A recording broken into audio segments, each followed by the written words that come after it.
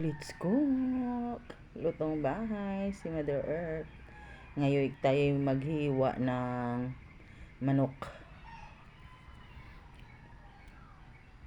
Kini atong manok guys. Atong hiwa-hiwaon. Atong hiwa-hiwaon siya una. This is a chicken. Chicken meat. Before that, ato siya siyang hiwa-hiwaon. O diba? Dapat pino kay aron nga di siya mo separate sa pwede nimong subakan. Ayan si Mother Earth. Hiwa-hiwa niya.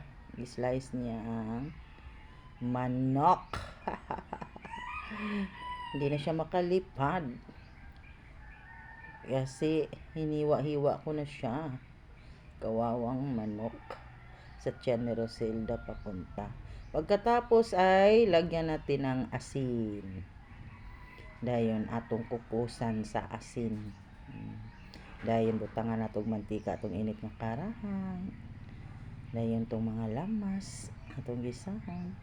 Samantala ang ato ang manok nga gihiwa-hiwa nga gikumutan og asin ato nang gipatulo.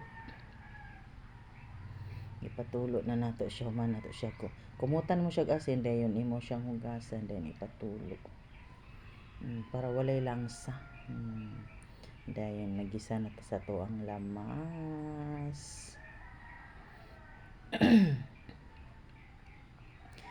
Mo na purpose niya nang kumutan siya asin. Para dili mukuan ang iyang baho. Para sa kumbana nga sensitive kay pang ano. Inilagyan ko siya ng gulay para effective din. Ang mga anak ko gustong kumakain na pagkakita nilang may kulay. Para silang nailad sa color.